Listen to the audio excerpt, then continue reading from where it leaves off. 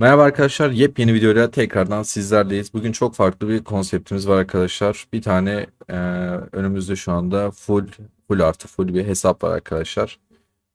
Hocamızla soru cevap yapacağız. Biraz röportaj havasında olacak. Yani birkaç soru hazırladım. Umarım bu sorular hepimiz için faydalı olur. Daha sonra da videonun sonuna doğru hocamız benim hesaba bir göz atacak. Hesapta eksiklerimiz ne? Bunlara bakacağız arkadaşlar. Umarım videolar hoşunuza gider. Bu videoya da arkadaşlar 400 beğeni gelirse bu hesapla birlikte SVS'de savaşacağız. İsterseniz beğeni ve yorum yapabilirsiniz arkadaşlar. Şimdi hocam VIP 12'ye basabilir miyiz? 249. günde VIP 12 prestij avantajlarına basalım hocam. Bakalım prestij mağazası ya da görünümlere bakalım. Hem don küresi mevcut hem alevli meteor mevcut arkadaşlar. 167 bin VIP puanlı, 215 bin de diğer zımbırtıdan var. Ben ismini bilmiyorum. Şeye geçelim. Profil resmimize tıklayalım hocam.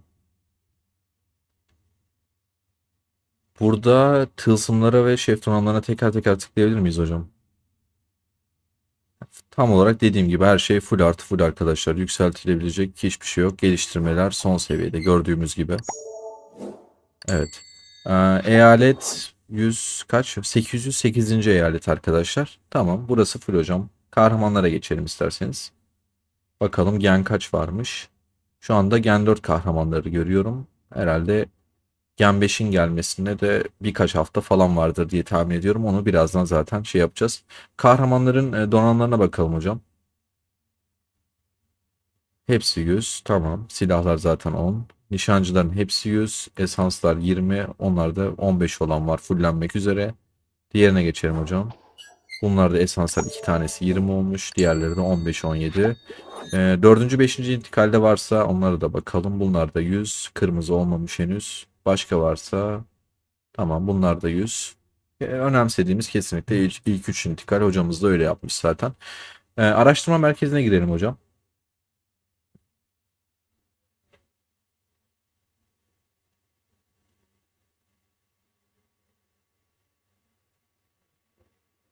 Direkt savaş kısmına. Burası full mü hocam? En aşağı inelim. Evet, hesapta arkadaşlar araştırmalarda gördüğünüz gibi hepsi full. Yükseltilebilecek bir şey yok. Helioslara bakalım hocam, Savaş Akademisi'ne. Büyüme de fulldür. Büyüme de full. Her şey full artı full. Ekonomiye bakalım hocam. Ekonomi de full. Normal birkaç tane kömür üretimi ve odun üretimi kalmış, evet. Savaş Akademisi'ne bakalım hocam. Burada Helioslar çıkmış. Artık tedavi, eğitim ve ilk yardım. İlk yardım fullenmiş. Diğerlerine bakalım. Nişancı ve mızrakçımız mevcut mu? Tabii ki mevcut. Onların da artık eğitim hızı ve tedavileri yükseltilecek. Evet, bunlar da mızrakçılar da aynı şekilde. Tamamdır. Petlere bakalım hocam. Hepsi max seviye gibi duruyor. Geliştir kısmına bakalım. O kırmızı, ben hayatımda ilk defa buranın kırmızı olduğunu görüyorum bu arada. Hepsi kırmızı.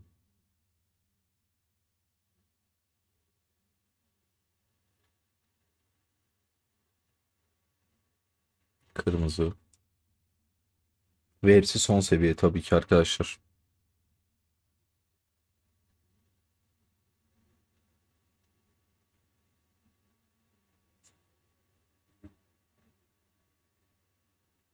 Ve bu eyalete de bir 2-3 hafta sonra yeni 2 tane pet gelecek.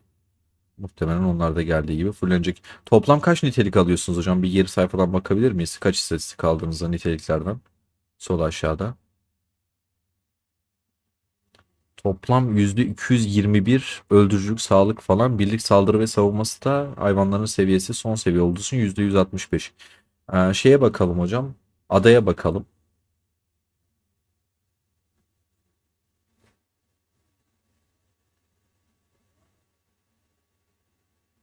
Direkt aldığınız buff'lara bakabiliriz hocam. Sağ tarafta 3 çizgide. %12,5, 11, 24, 17. Ben adadan çok anlamadığım için çok detaylı bakmayacağım. Birazdan sohbet aşamasına geçtiğimizde size burayı soracağım hocam.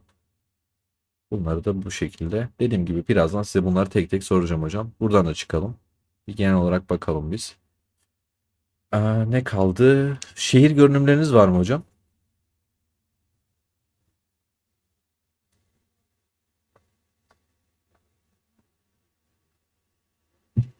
Sağ üstte ne kadar bonus alıyorsunuz hocam? Bonus detaylarına bakabilir miyiz? Toplam bonus. Birlik saldırısı %21, savunması 19,5. Yeni şeyler çıktıkça da alıyorsunuz zaten. Tamamdır, burası da tamam. Bir de çantamıza bakalım hocam. Bir tane Megalodon hesap diyoruz genelde. Bu tarz hesabın içinde neler varmış? Ateş kristali, enerjiler. Genelde herhalde son etkinlikte harcanmış. Hızlandırmalarımıza bakalım. Sağ üstten bakabilirsek daha iyi olur hocam. 512 gün genel hızlandırma, 370 gün birlik arkadaşlar, inşaat, araştırma, 341 günde tedavi hızlandırması çok iyi. Şeyleri de merak ettim. %20 bufflarınız çok var mı hocam hesapta? Gelir kısmında. 35 tane, 39, 111 tane. Hızlandırmalarımız %50, 906 tane. Gayet iyi. Diğer kısmına bakalım şimdi.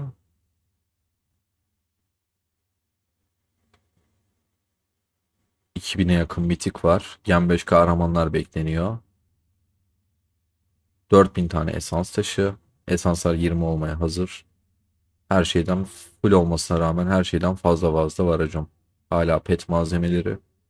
Tamam hocam, benim atladığım eğer bir şey varsa siz lütfen açın. Yoksa da Discord'a gelin isterseniz bakalım. Sıralamalara bakalım, evet. Pet gücüne bakalım hocam. Toplam pet gücünüz.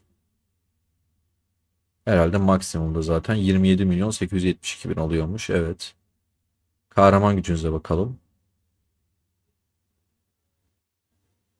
Toplam kahraman gücü 94 milyon. Tek kahramanınızın gücü kaç hocam? 18 milyon, 19 milyona yakın. Çok iyi. Yani diğerlerinin çok bir şeyi yok. Komşu eyaletlerde de kahraman toplam gücünde birinci sıradasınız. Peki bu hesabın öldürmesi ne kadar hocam? Komşu eyalet sıralamasında ya da kendi eyaletinizde. 13. sırada 150 milyon bir öldürme var. Güzel, gayet güzel. Tamam hocam, benim bakacağım herhangi bir şey kalmadı. Umarım atladığım bir şey olmamıştır. Atladığım bir şey varsa tekrardan öneririz. Şimdi benim hesaba geçelim hocam. İsterseniz tekrardan Discord'da yanımıza gelin.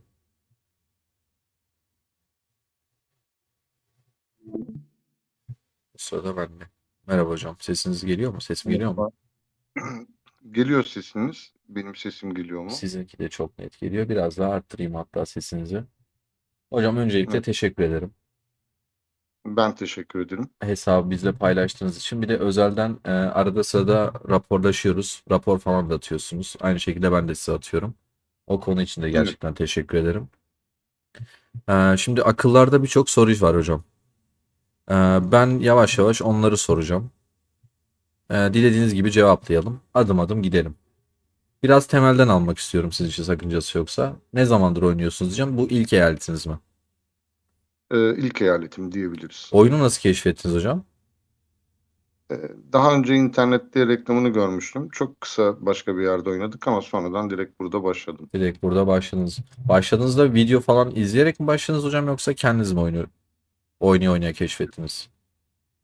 İlk bir ay civarında kendim oynadım. Sonrasında video izleyerek, genelde de hep zaten sizin videolarınızı izleyerek bu şekilde geliştirdim. Bizim kanalı yararlı buluyor musunuz hocam?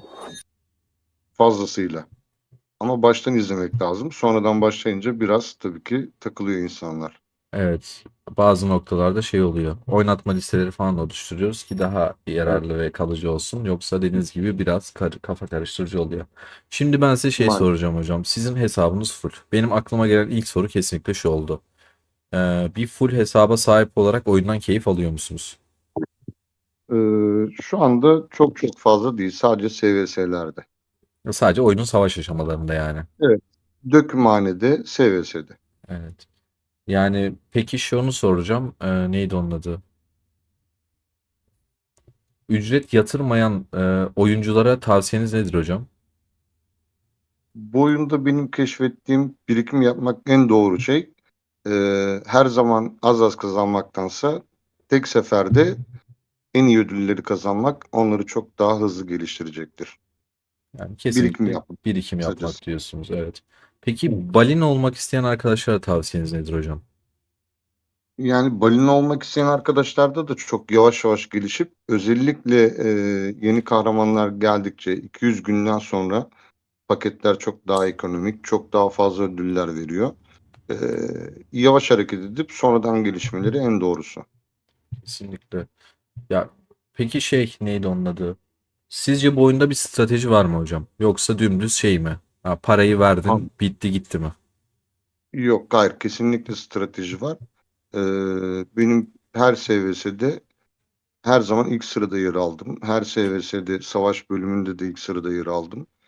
Ödül almak, kazanmak her zaman en iyisi. Strateji olarak da gelişmek istiyorsanız, hızlı gelişmek istiyorsanız dediğim gibi birikim yapacaksınız. Her zaman harcamayacaksınız. Örnek veriyorum, benim şu anda kahramanları tamamen fullleme imkanım var ama SVS'yi bekliyorum.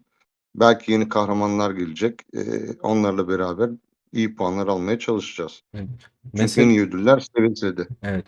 Ben hocam sizin hesapla tanışmadan önce şöyle bir düşüncem vardı. Ne yalan söyleyeyim. Hani oyunda strateji bir yere kadar diyordum. Yani sonuçta bir Megalodon'la asla yarışamazsınız diyordum ama şimdi şöyle bir durum oluyor. Bir Megalodon'un yarıştığı kişi de aslında başka bir Megalodon oluyor. Hani biz nasıl örnek veriyorum ayda 10 bin lira yatıran oyuncu karşısında 10 bin lira, 20 bin lira ya da 15 bin lira yatıran bir oyuncuyla yarışma içindeyse, yarış halindeyse diyeyim. Çünkü asla direkt fiyattan gidiyorum ki hocam insanların kafası şey olarak karışmasın. Tamamen rastgele fiyatlar veriyorum bu arada. 10 bin lira veren bir insan kimle yarışabilir? Kötü bir şekilde oynamış, kötü bir şekilde yatırım yapmış, 20 bin lira yatıran biriyle yarışabilir. Gidip de kötü bir şekilde yatırım yapan 200 bin lira ya da 500 bin lira yatıran biriyle yarışması çok da hani aldatıcı olur yani yarışabilir diyemem. Yani çok çok kötü harcaması gerekiyor, sadece asker hızlandırması alıp onları öldürmesi gerekiyor, öyle söyleyeyim. Ama sizin rakipleriniz de Megalodon olduğu için artık işin tamamen strateji boyutuna giriyor herhalde. Tamamen olay formasyonlara falan dönüyor değil mi? Kesinlikle size raporlar dağıtmıştım. Beraber bakmıştık. Daha doğrusu siz incelemişsiniz. Evet. Yani savaşı normalde kaybetmememiz gerekirken siz de gördünüz, kaybettik. Hatta son SVS'de 25 dakikayla biz kaybettik. E, Kazanmamız gereken yaptığımız saldırılarda rakibi yenemedik. Rakip bizi çok böyle garip şekilde yendi. Hatta size de belirtmiştim, onların esans taşı ve donanımları full de değildi. Evet. Ama orada pet ortaya çıktı bu sefer sonradan çözdüğümüz. Pet gücü benden fazlaydı. Örnek veriyorum, mesela benim ada bonuslarım herhalde ki komşu eyaletlerdeki en yüksek. Adam Evet. güzel değil diyorum ama bonus açısından alacak olduğum bonusların tamamı full'e yakın. Eee, Yine pet'te bir eksiğim vardı. Onu tamamladık. Ama çok etkiliymiş. Hepsini zamanla öğreniyoruz. Şimdi size Sadece bir ay içinde yeni hız. iki tane pet daha gelecek hocam. Çok güçlü iki pet. Evet. Tam bir ay var gelmesine. Evet, bize çünkü geçenlerde geldi. Aramızdaki eyalet farkını düşünürsek bir ay kadar süre var. Evet. Peki şey soracağım hocam. Buyurun. SVS savaşı için arkadaşlara tavsiye edebileceğiniz bir şey var mı? SVS'deki en önemli nokta birikim yapmak, hazırlığı kazanmak. Hazırlığı kazandığınız zaman çok daha rahat oluyorsunuz. Evet, biz savaşı kaybettik belki ama kale bizde kaldı. Herhangi bir problem teşkil etmedi. Karşı eyalete gidip çok çok daha rahat savaşabiliyorsunuz. Evet. Daha böyle özgüvenli oluyorsunuz. İyileştirme buff alıyorsunuz çünkü %50. Oradaki savaşı kaybetseniz de rahat hareket ediyorsunuz. Ne olursa olsun. Herkese saldırabiliyorsunuz. En önemli şey birikim yapmak, hazırlığı kazanmak. Onunla alakalı savaş aşamasına geçmeden önce bir şey söyleyeceğim hocam. Genelde benim bu konuda verdiğim tavsiyeyi eyaletin seferberlik liderlerinin hoşuna gitmiyor. Yani balina oyuncularının hoşuna gitmiyor. Çünkü ben genelde düşük yatırımlı birikim yapan arkadaşlara her zaman şey tavsiyesi veriyorum. SVS'lerde oynamayın. Çünkü oyuna çok minimal tutarlarda para yatıran bir arkadaşın ne kadar birikim yaparsa yapsın hocam bir balinayla SVS hazırlık aşamasında yarışıp da orada birinciliği alma şansı yok. Hani Bu söylediğiniz kesinlikle çok doğru. Son SVS'de ben bütün birlikleri T11 yaptım. evet. Eee, Esansları da donanımlarım fulldü. Esansları da 18'den 20'ye yükselttim. Eee efsanevi mitik parçam yeterli değildi. Şu anda aslında hepsini 20 yapabilecek düzeydeyim. Haklısınız. Hani orada ödül almak için düşük yatırımlı oyuncular ne kadar yarışsa da ilk 10'a bile giremezler ama bu hazırlık aşaması hep birlikte kazanılıyor. Evet, en yüksek puanı ilk 10'daki balinalar alıyor gibi gözükse de düşük yatırımlı oyuncuların aldığı puanlarla hazırlık aşaması kazanılıyor. En azından günlük ödülleri alsınlar veya bir tık üzerine çıksınlar. Sunucuyu rahatlatırlar. Evet, benim de tavsiyem kesinlikle şu yönde oluyordu. Bir etkinliği kazanabiliyorsanız oynayın, kazanamıyorsanız günlük ödülleri Evet. alıp bırakın. Ya ben aslında o yüzden bazı konularda bazı arkadaşlardan da hani tepki aldığım oluyor, şimdi doğruya doğru söyleyeyim. Hani şey diyorlar, ben bazen video atıyorum. Arkadaşlar bencil olun diyorum. Hani sonuçta sizin bütçeniz belli, yatırım şeyiniz belli. Sadece SVS hazırlık aşaması için gidip orada tüm çantanızdaki birikimi kullanıp 15. 16. olunca hiçbir ödül alamıyorsunuz. Hani tamam, eyaletin hazırlık aşamasında eyalete katkıda bulunmuş oluyorsunuz. Ama kişisel olarak bu sefer de geriye düşmüş oluyorsunuz. Aslında ben tamamen biraz da Kesinlikle. düşük yatırımlı arkadaşları düşündüğüm için. Şimdi biraz şöyle oluyor hocam. Hani düşük yatırım yapanlardan düşük yatırım yapan anlar. Ben şu ana kadar bu oyunu her zaman düşük yatırım yaptım. Herhalde kanalın biraz da tutmasının sebeplerinden biri hep buydu. Çünkü hep ince hesaplar yaptım. Nasıl bir ödül fazla alabiliriz? Nasıl bu etkinlikte bir sıra üstü oynayabiliriz? Her zaman bunların ince hesaplarını, şeylerini yapmaya çalıştım. Ya başka çarem yoktu çünkü. Ya o yüzden bunları düşündüğümüz için hocam hep bu tarz şeyler geldi. Arkadaşlar da bazen şey diyor, işte sen insanlara bu şekilde akıl veriyorsun. Bu sefer insanlar eyalette SVS'yi kazanamıyorlar. İşte hazırlık aşamasını kazanamıyorlar diye bazen tepkiler geliyor. Ama ben yine aynı şeyi söylemeye devam ediyorum. Ama dediğim gibi bunun farklı bir yöntemi falan varsa, bazı balinalarda ve eyaletlerde bazı balinalar şey yapıyor hocam. Mesela siz kahramanı fullledikten sonra SVS'yi oynamıyorsunuzdur zaten. Arkadaşlara bırakıyorsunuzdur. Ben birçok etkinlikte rakip olarak görmem ittifaktaki arkadaşları veya sunucudakileri. Evet. Sadece seviyesine odaklanırım. Mesela buz alanı var. E, Hiçbir ödülünü almadım. Hepsini bekledim.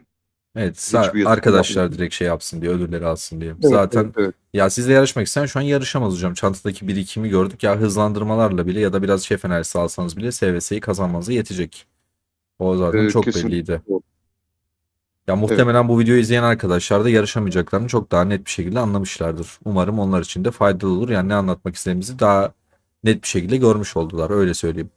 Evet. İsterseniz şimdi, Kesinlikle. evet buyurun hocam. Benim tavsiyem düşük yatırımlı oyunculara sadece kazanacakları etkinliklerde bütün ürünlerin harcasınlar.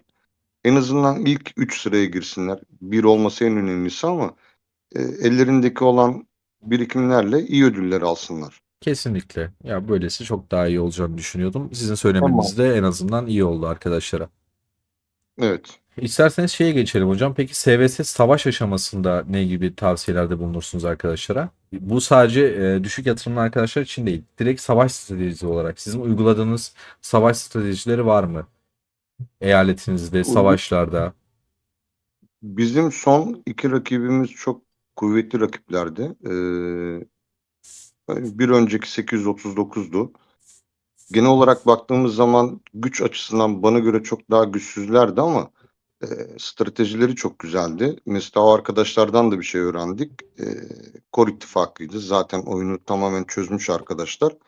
Kale içerisindeyken boşaltıp aynı anda tekrar kendilerine seferberlik açıp bir seferberlik açınca aynı kaleyi tek ittifak boşaltıp tekrar seferberlik açabiliyorlardı. Birkaç sefer Tonga'ya düşürdük onları, içeride yakaladık belki ama yani çok kısa süreli oldu maalesef. Onların stratejisi çok güzeldi. Son karşılaştığımız 756'ydı. Çok kafa kafaya geçti ama bizde maalesef tek balina ben ve Ace diye bir arkadaşımız var. O olunca biraz zorluk çekiyoruz tabii. Evet, Diğer eyalet bizden çok önde olduğu için 5-6 balinaları vardı. Aynı anda 4-5 seferberlik açıp 3 ittifaktan biz içeriye girecekken 3-4 tane ralli açabilecek durumdalardı. Buradaki en önemli nokta iyi organize olmak, koordinasyonu sağlamak. Yani güçle sadece iş bitmiyor maalesef. Ne kesinlikle. kadar güçlü olursanız olun, eee, içeriği zamanında dolduramıyorsunuz. Aynı saniyeye gelen rallilere karşılık veremiyorsunuz. Eee, Birçok handikapı oluyor tabii doğal olarak. Evet.